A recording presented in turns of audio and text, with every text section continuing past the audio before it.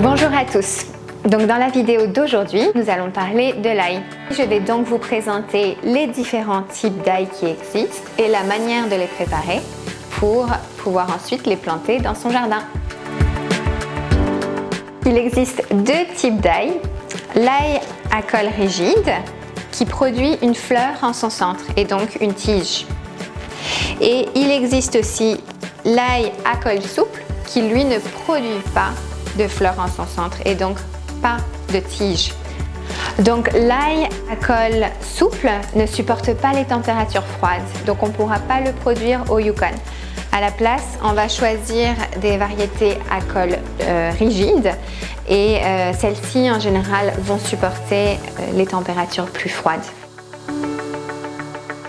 On récolte notre ail en septembre. Quand on le récolte, on le laisse sécher une semaine avant de retirer la terre avec une brosse. Et on va faire attention à bien retirer toute cette terre car l'ail va être stocké pendant plusieurs mois avant de pouvoir être replanté.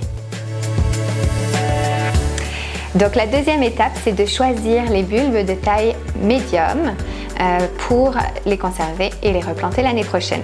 Donc on conserve nos bulbes, disons de septembre à mars, dans un endroit sec et frais, entre 10 et 16 degrés maximum, dans un sac en papier pour éviter que les bulbes ne se dessèchent et ne pas oublier de les vérifier une fois par mois pour éviter tout développement de moisissure.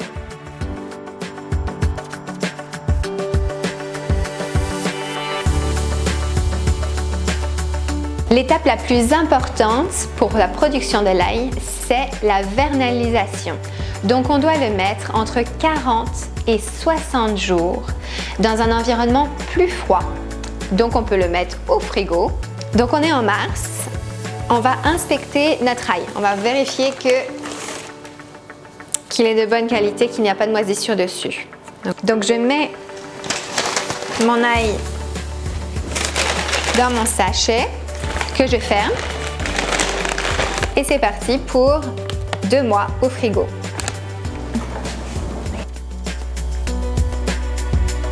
Donc entre la mi-avril et la mi-mai, dès que les conditions climatiques le permettent, c'est-à-dire dès qu'on peut travailler le sol, on va planter notre ail.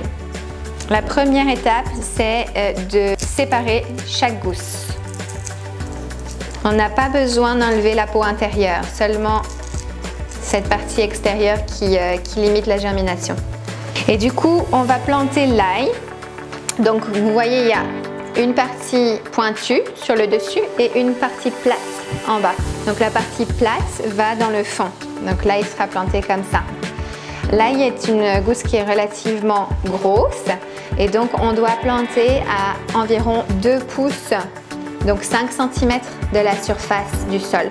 On va le planter à l'extérieur. Par contre, il faut savoir qu'en avril ou au mois de mai, il fait assez froid. Donc on commence la culture sous un tunnel ou avec une protection plastique. Et ensuite, on le laisse pousser jusqu'à ce qu'il produise en fait la gousse qu'on récoltera au mois de septembre.